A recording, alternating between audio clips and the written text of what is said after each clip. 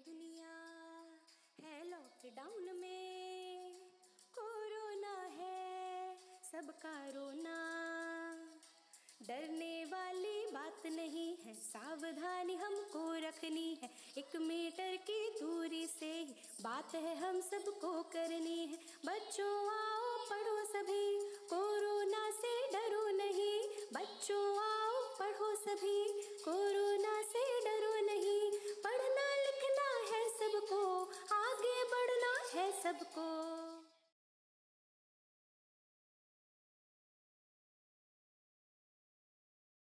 नमस्कार प्यारे बच्चों, आज की कक्षा 10 की संस्कृत की कक्षा में आप सबका पुनः स्वागत है। मैं डॉक्टर नीलम रावत, प्रधानाध्यापिका, राजकीय high school Bibipur, BKT, Lucknow. बच्चों, आज का हमारा विषय संस्कृत, उपविषय व्याकरण, प्रकरण संधि, भाग 2, कक्षा 10। बच्चों, संधि के विषय में हम आगे विस्तार से चर्चा करें उससे पूर्व आज के मुख्य बिंदुओं पर हम दृष्टि डालते हैं। आज की चर्चा के मुख्य बिंदु में पठित संधि का पुनरावलोकन करेंगे। व्यंजन संधि की परिभाषा, लक्षण, प्रकार हम पढ़ेंगे। तत्पश्चात व्यंजन संधि के मुख्य सूत्रों पर चर्चा करेंगे, जिसमें मो अनुस्वारः सूत्र पढ़ेंगे तथा अनुस्वारस्य यही परसवर्णनः सूत्र हम पढ़ेंगे।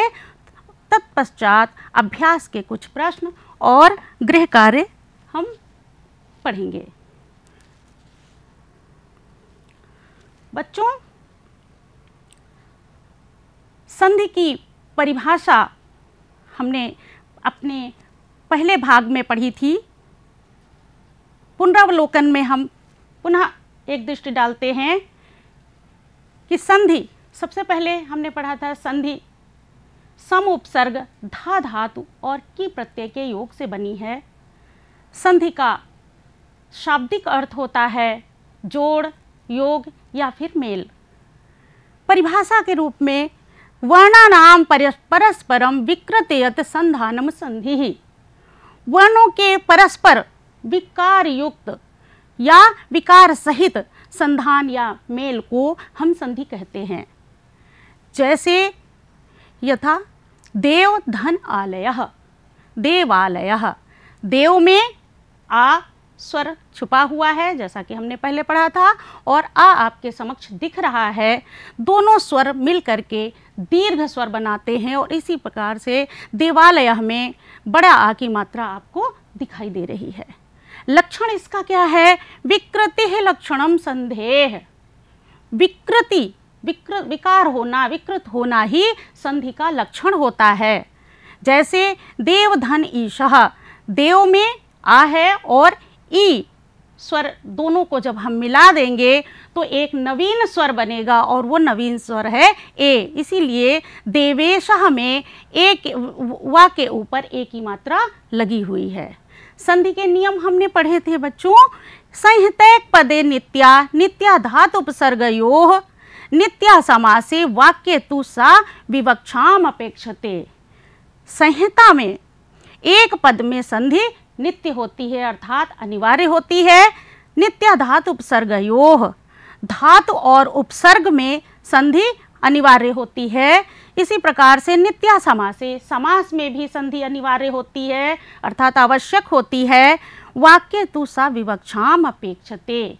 वाक्य में वक्ता की विवक्षा या वक्ता की इच्छा पर निर्भर करता है कि वह संधि करके वाक्य बोलना चाहता है अथवा संधि विच्छेद करके वाक्य बोलना चाहता है। बच्चों, हमने पढ़े थे संधि के प्रकार, जिसमें स्वर संधि, जिसे अच संधि भी कहते हैं। दूसरा प्रकार है व्यंजन संधि। व्यंजन संधि को हम हल संधि भी कहते हैं। और विसर्ग संधि। विसर्ग संधि बच्चों, आपने अयोगवाह पढ़े होंगे, विसर्ग भी अयोगवाह है। और इस प्रकार से अगर हम इसको अयोगवाह संधि कहें तो भी उचित होगा।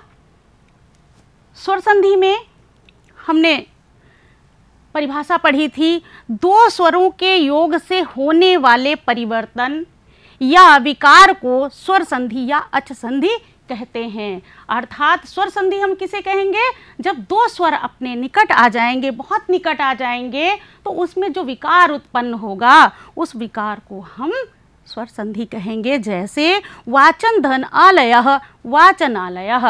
वाचन में हमने आपको बताया था बच्चों पिछले भाग में कि स्वर जो होते हैं, वो जो व्यंजन है हमारे, वो स्वर युक्त व्यंजन होते हैं, अर्थात ना में आ स्वर छुपा हुआ है। यहाँ पर हलंत लगा करके हम इसको शुद्ध व्यंजन बना देते हैं और इसका स्वर निकाल करके यहाँ पर लिख दिया है। और आलयः में आ स्वर आपको दिखाई दे रहा है इसमें। तो आ और बड़ा आ मिल करके आपस में बहुत नज़दीक जब आ जाते हैं, ध्वनियाँ आपस में निकट आ जाने पर एक ध्वनि बन जाती है वो बड़ा आ की। इसीलिए वाचनालयः में यहाँ पर बड़े आ की मात्रा आपको दिखाई दे रही है। इसके साथ साथ हमने बच्चों पढ़ा था स्वर संधि कितने प्रकार की होती है। स्वर संधि 8 प्रकार के हमने बताए थे आपको, जिसमें दीर्घ संधि है आपकी, जिसका सूत्र है अकः सवर्णे दीर्घः। दूसरा गुण संधि, जिसका सूत्र आद गुणः। तत्पश्चात वृद्धि संधि हमने पढ़ी थी, वृद्धिरेच सूत्र पढ़ा था। और यण संधि पढ़ी थी, जिसका सूत्र इको यणचि, अर्थात इक को यण आदेश हो अचि परे रहने पर। अयादि संधि पढ़ी थी, जिसका सूत्र है एचो अयवयावयः। इसी प्रकार से पूर्व रूप संधि एंग पर रूपम सूत्र पढ़ा था। तत्पश्चात पर रूप संधि, जिसमें एंग पर रूपम सूत्र पढ़ा था। और अंत में प्रकृति भाव संधि। प्रकृति भाव संधि कहाँ होती है, इसका सूत्र ईदूदेद द्विवचनम प्रगृह्यम, अर्थात ईद इकारांत उकारांत और एकारांत द्विवचन शब्द के पश्चात यदि कोई स्वर आता है तो उसमें कोई भी परिवर्तन नहीं होता है, वो जैसे के तैसा ही लिखा जाता है। अब बच्चों, आज हमारी चर्चा का जो मुख्य विषय है, मुख्य बिंदु है, वो व्यंजन संधि। व्यंजन संधि को हम हल संधि भी कहते हैं। परिभाषा देख लेते हैं। जब किसी व्यंजन का किसी परवर्ती व्यंजन, परवर्ती अर्थात बाद में आने वाले व्यंजन या स्वर के साथ, व्यंजन के साथ मेल होता है, तो व्यंजन वर्ण में विकार उत्पन्न होता है, उसे व्यंजन संधि कहते हैं। और यह विकार प्रायः पूर्ववर्ती व्यंजन में होता है। फिर से बच्चों समझ लीजिए, जब किसी व्यंजन का किसी परवर्ती स्वर या व्यंजन के साथ, जब किसी व्यंजन का परवर्ती अर्थात बाद वाले व्यंजन के साथ, व्यंजन हो अथवा स्वर हो, उसके साथ मेल होता है, तो व्यंजन वर्ण में विकार उत्पन्न होता है या परिवर्तन होता है, उसे व्यंजन संधि कहते हैं। और यह विकार प्रायः पूर्ववर्ती, पूर्ववर्ती अर्थात पहले वाले में होता है। जैसे उदाहरण स्वरूप रामश्चिनोति, रामश्चिनोति बना, कैसे बना, रामस में सा आपका दंत सा है और सा के पश्चात व्यंजन है, अर्थात सा व्यंजन है और सा व्यंजन के साथ चा, चवर्ग का चा है, अर्थात इसमें परिवर्तन होगा। यह चा अपने रूप को परिवर्तित करके शा में अर्थात तालव्य शा में परिवर्तित हो जाता है और यहाँ पर आपको तालव्य शा दिखाई दे रहा है। इसी प्रकार से दूसरा उदाहरण स्वर के साथ मेल कराते हैं कि जगत धन ईशः, जगदीशः। जगत का ता है, तवर्ग का ता प्रथम अक्षर और ई आपको दिखाई दे रहा है ईशः का, अर्थात व्यंजन के बाद स्वर से, व्यंजन का स्वर के साथ मेल हो रहा है। परिवर्तन किस में हो रहा, पूर्ववर्ती अर्थात पहले वाले व्यंजन में ही। परिवर्तन बच्चों हमेशा पहले वाले में ही, इसको स्थानी भी कहते हैं।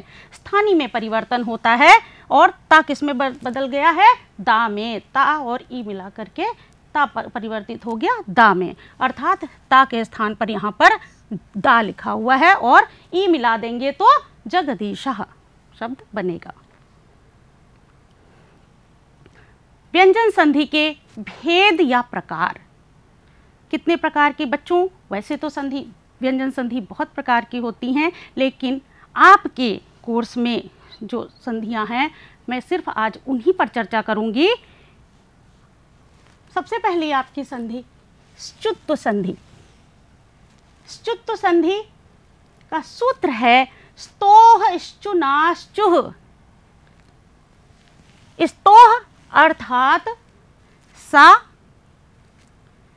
दंत सा और तवर्ग, दंत सा और तवर्ग के बाद यदि तालव्य सा और चवर्ग हो तो सा शा में और त च में परिवर्तित हो जाता है। अर्थात सा तालव्य सा और तवर्ग, केवल ता नहीं परिवर्तन होगा, तवर्ग पूरा तवर्ग चवर्ग में बदल जाएगा। जैसे जगत जननी, एक उदाहरण लेते हैं। जगत जगत है और जननी, तवर्ग के बाद परवर्ती व्यंजन क्या है? जा। जा चवर्ग का है, तो तवर्ग के बाद चवर्ग का जा होने के कारण यहां पर उसी वर्ग का, चवर्ग का जा, ता जो है वो जा में परिवर्तित हो जाता है। इसीलिए यहाँ पर आपको आधा शुद्ध व्यंजन आधा जा दिखाई दे रहा है। दूसरा उदाहरण कश्चित। कश्चित का कस धन चित, सा के पश्चात चा, चवर्ग का चा है, तो सा किस में परिवर्तित होगा? यहाँ पर सा हमने कहा था शा तालव्य शा में परिवर्तित हो जाएगा, तो यहाँ पर कश्चित में तालव्य शा, अर्थात ये शा चवर्ग होने पर, शा के पश्चात चवर्ग होने पर शा तालव्य शा में या बड़ा शा कह सकते हैं में परिवर्तित हो गया है।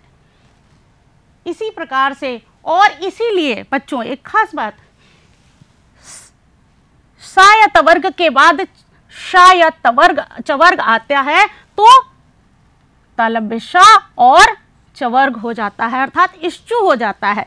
इसीलिए इस संधि का नाम भी श्चुत्व संधि है, अर्थात इश्चु का भाव जिसमें छिपा हो वो श्चुत्व संधि है।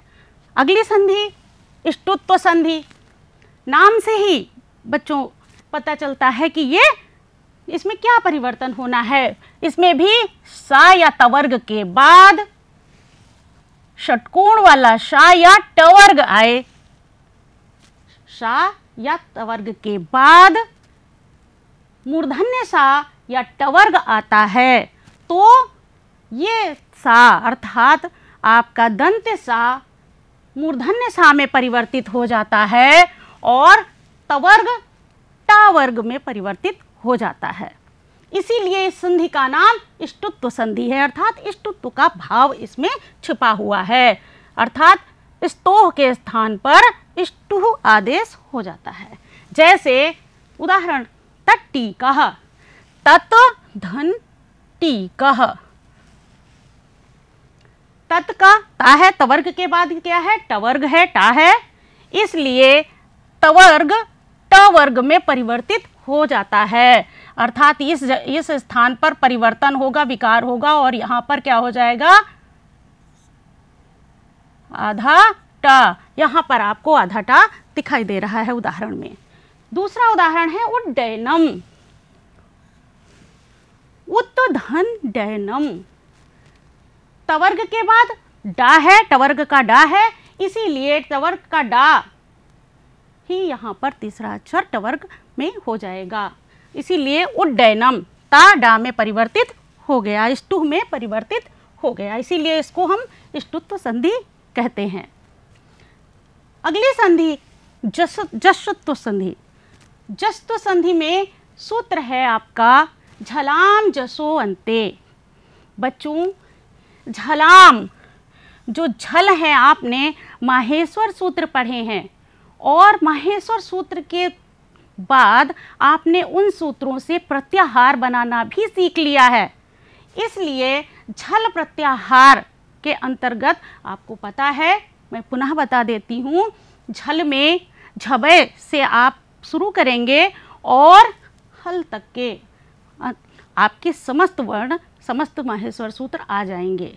अर्थात कहने का तात्पर्य क्या है, आप सिर्फ हैवरट छोड़ दीजिए, लण और यम गणनम छोड़ करके सारे जितने व्यंजन हैं वो इस झल के अंतर्गत हैं।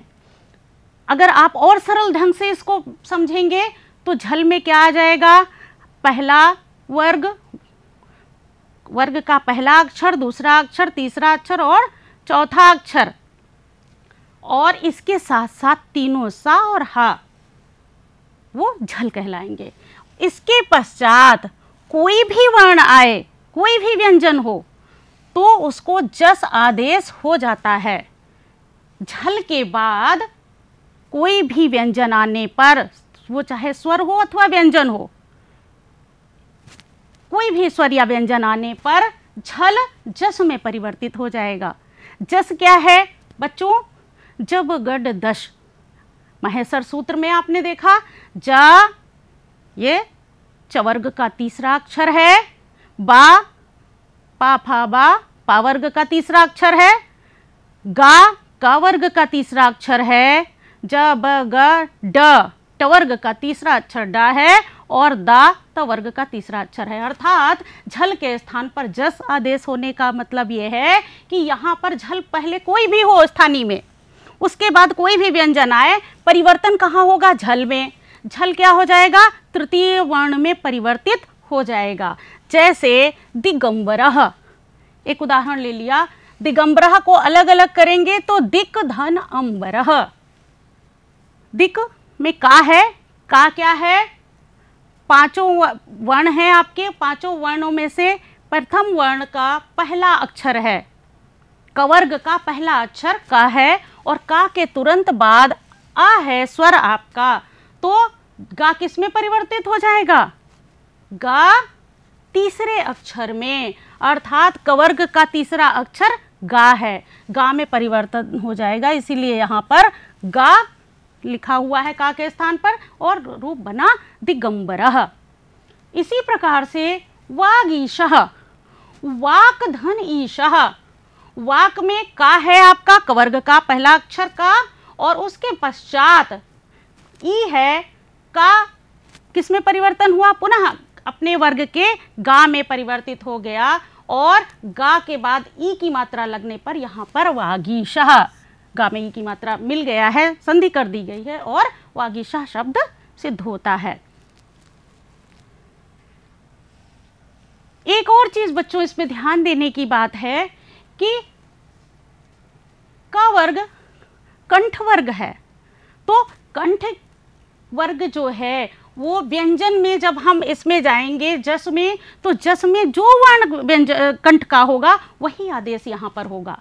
तो या तो बच्चों आप ये कह सकते हैं कि का के स्थान पर उसी वर्ग का गा हो जाएगा, अथवा कंठ स्थानी के स्थान पर कंठ स्थानी तृतीय अक्षर हो जाएगा। यहाँ पर कोई भी वर्ण हो सकता था, यदि चा वर्ग का होता तो चा वर्ग का ही, ताल वर्ग का ही यहाँ पर तृतीय अक्षर होता। अगला सूत्र है बच्चों, संधि का नाम है चर्त संधि। चर्त संधि का सूत्र है खरिचा। संधि का नाम बच्चों आपको बताया हमने कि जो आदेश होगा उस आदेश के नाम पर ही संधि का नाम होता है। जैसे जसोवंते जस आदेश हो रहा था इसलिए जस्तु संधि है, यहाँ पर चर्त संधि है। सूत्र खरिचा। खरिचा सूत्र क्या कह रहा है, आपने यहाँ झल पढ़े, झल के बाद, झल वर्ग का पहला दूसरा तीसरा चौथा शाखा शाह के बाद यदि खर प्रत्याहार आता है, खर प्रत्याहार में वर्ग का प्रथम और द्वितीय वर्ण और साथ ही साथ तीनों सा आपके आ जाते हैं, तो झल प्रत्याहार के पश्चात खर प्रत्याहार आने पर चर आदेश हो जाता है। चर क्या है, चट तव वह हटा दीजिए, कपय, कपय का या यानी इत संज्ञक है, इन संज्ञक वर्णों को हटाने के पश्चात आपका वर्ग का प्रथम अक्षर बचा।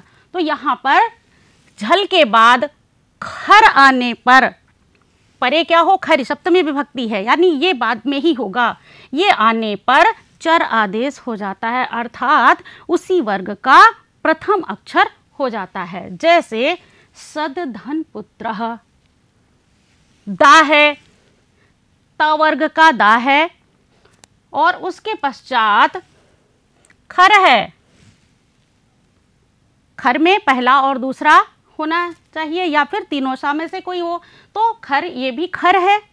और खर आने पर पहले वाले में क्या परिवर्तन हो गया, उसी वर्ग का पहला अक्षर हो जाएगा। उसी वर्ग का अर्थात दाता वर्ग का है तो ता वर्ग का पहला अक्षर क्या है, ता है, इसलिए यहाँ पर सतपुत्र रूप सिद्ध होता है। ता यहाँ पर आपको दिखाई दे रहा है। इसी प्रकार से उद धन साह, उत्साह रूप बना। उद के पश्चात, दा के पश्चात सा है, दंत सा है, तो परिवर्तन किस में होगा, पूर्ववर्ती व्यंजन में। दा के स्थान पर उसी वर्ग का, अर्थात ये खर है आपका और ये आपका झल है। झल के बाद खर आने पर चर आदेश हो जाता है, अर्थात उसी वर्ग का पहला अक्षर। दा है ता वर्ग का, ता वर्ग का पहला अक्षर ता है, इसलिए यहाँ पर ता आपको दिखाई दे रहा है। इसके पश्चात अनुस्वार संधि। अनुस्वार संधि का सूत्र है मु अनुस्वारः। मु अनुस्वारः सूत्र क्या कहता है कि मां को अनुस्वार आदेश हो जाए, मां को अनुस्वार हो जाए। यहां पर देवम वंदे, देवम वाह में मां है, यह अनुस्वार, और वंदे यहां पर अलग अलग करेंगे, देवम धन वंदे। मां हलंत आपका मां है, मां के पश्चात व्यंजन है, व्यंजन आने पर या हल कह सकते हैं, हल आने पर मां अनुस्वार में परिवर्तित हो जाएगा, इसीलिए यहां पर देवम के ऊपर अनुस्वार आपको दिखाई दे रहा है। अगली संधि आपकी परसवर्ण संधि। परसवर्ण संधि में सूत्र है अनुस्वारस्य यै परसवर्णः। क्या सूत्र कह रहा है कि अनुस्वार के पश्चात यै आ जाने पर, यै क्या है वरट से, हा को छोड़ करके या से लेकर कपय के या तक सारे व्यंजन आपके यै के अंतर्गत आते हैं। तो अनुस्वारस्य यै परसवर्णः, अनुस्वार के पश्चात यै का कोई भी व्यंजन आता है तो उसका परसवर्ण हो जाता है। जैसे परसवर्ण हो जाता है उसी वर्ग का पंचम अक्षर हो जाता है। जैसे मुंचितः, मुम धन चितः। अब अनुस्वार है, उच्चारण करेंगे मुम का तो अनुनासिक, अनुस्वार का नासिका से उच्चारण बाद में होता है, तो अंतिम क्या है इसका, अनुस्वार। माँ का उच्चारण में अंतिम जो व्यंजन निकल रहा वो माँ है। माँ के पश्चात आपका यै वर्ण का चा है, तो ये किस में परिवर्तित हो जाएगा, उसी वर्ग के पांचवें अक्षर में परिवर्तित हो जाएगा। चवर्ग का पांचवा अक्षर क्या होता है, चा छा जा झ या होता है, तो या में परिवर्तित हो जाएगा, इसीलिए यहाँ पर या दिखाई दे रहा है।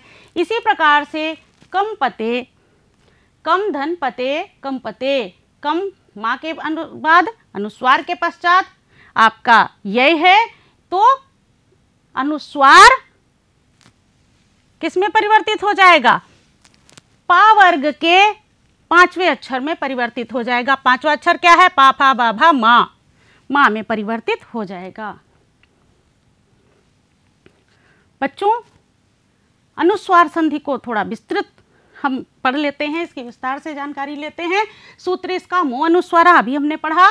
यदि किसी पद के अंत में अर्थात पदांत में माँ हो और माँ से परे कोई हल अर्थात कोई भी व्यंजन हो, अर्थात व्यंजन हो, तो माँ अनुस्वार में परिवर्तित हो जाता है। वही अभी जो हमने पढ़ा, उदाहरण स्वरूप देवम वंदे, देवम माँ के पश्चात वाह है यानी यह है, तो आपका प्रथम क्या है, पदांत क्या है, पदांत आपका अक्षर है माँ और माँ के पश्चात आपका यही है तो हल है। हल होने पर तो हल वाह है तो दोनों के स्थान पे क्या हो जाएगा? अनुस्वार।